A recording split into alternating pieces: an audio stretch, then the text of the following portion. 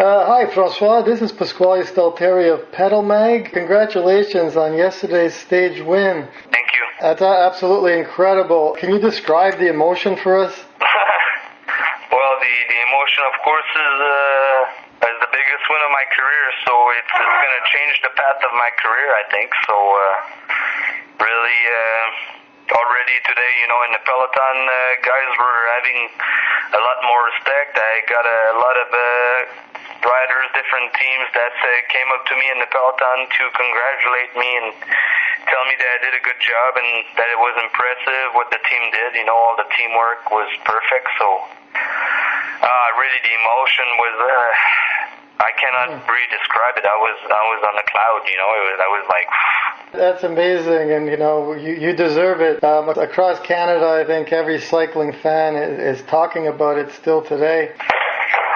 Well, today I didn't win. Today was another good day for me, and I really missed the opportunity. And I got to tell you, yesterday I was in a really good mood and really high and all happy, and today I'm really disappointed. That's part of racing. You still placed very well today, and you beat a lot of top riders. But yesterday, you positioned yourself perfectly at the end of the race. You delivered. Actually, my teammate positioned me in the perfect. There's no way I could have done that by myself. It was really the team support was incredible. Well, it is a team sport, and you delivered a great sprint at the end. I know the team put you there tactfully, sitting there and waiting for the right moment. It was picture perfect, really. Yeah, I gotta say, I really changed the way that I'm seeing cycling now, and the way I'm racing, and the way I use my energy. Part of that was because of my really bad injury and the really bad moment that I had, 1 year ago at this time, in March. I was in a depression, and I consult, sport psychologists and talk to a lot of people, and now I see a little bit the cycling of my life, and also cycling in a different way than I was. I'm more how could I say that? I'm more stable, I would say, maybe. Well, that's good to hear. Francois, if we go back approximately a year ago, you're placing 8th at the Grand Prix de Saint-Martin.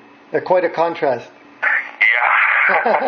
I was just starting to come back, and I still had pain in my knee at that point, and I was really working hard, to fix that. So. No, well, you did a great job. Yeah, I just wanted to add that I really want to thank Paulo Saldana. I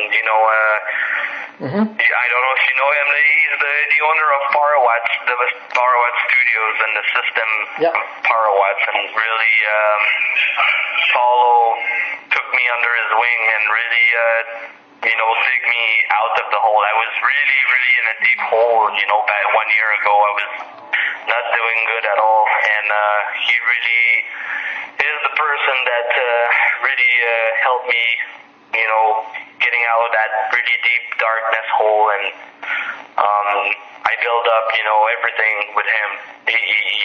We started from scratch, started to look from every aspect as possible, physically, mentally, tactically, and every time, so that's why, I really evolved, I think, as a rider, but also as a person, and I'm really thankful for that, and I really want to mention that. It's really important for me. Well, we hear a lot of good things about Parawatts, and since you're on the subject of, depression and whatnot, before I ask you to describe the race a little bit, look, Francois, I've been following your career for quite a while. You were Canadian champion in 2005. I believe your first pro team was with Garmin. Right after I won national championship, Jonathan Valders gave me a phone call, and I had a contract 5 minutes later.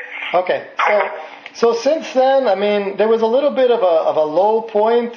Things slowed down a bit, and then 2012 seemed to be like a bit of a comeback for you. Did you ever start, I mean, and you won Elk Grove also last year, did you ever start to lose your confidence and your belief that you could win at the level you are now? It was just a really different way of racing. I was really, especially with Jonathan Waters, he was really pushing me to go in the breakaway every day. Mm-hmm. Go in the break, be in the attack. So, and that's really the kind of rider that I was before. I was not patient. I never liked to stay in the peloton and just wait for the end. I always wanted to be part of the race and attack, and be aggressive. And everybody, I think, knows me as a really aggressive rider.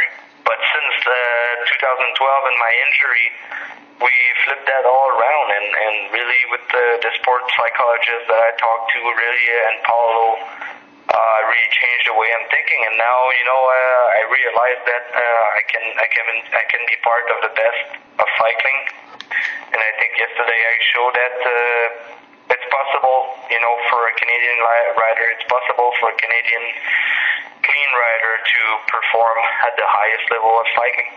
Well, we saw that yesterday. I mean, you certainly picked the right moment to strike. At one point, you were right on the wheel of Samuel Dumoulin. I mean, here's a guy who has won at the Tour de France level, and you managed to pull off the perfect tactic and beat him. This has to do a lot for your confidence. Of course.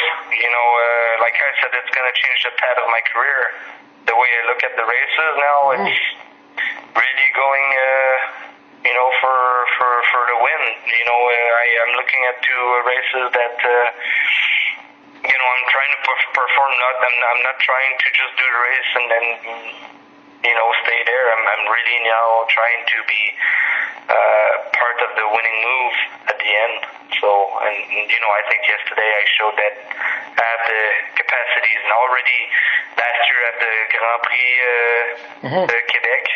Yes. I got a 10th place, and really, if you look on YouTube, when I did my sprint in Quebec, I really got blocked, and I had to stop my sprint. So, I know that I could have done maybe a top 5 at that race. So already in my mind, it gave me a lot of confidence, and now, I talk with a few people. Gord Fraser also motivated me, at that World Championship last year when he was director. I had a good talk with him, and he really told me, like, Frank, you got the power, you deserve to be there. So it's all about being confident and really actually working really hard, every day on every aspect as possible, and being as much professional as you can be.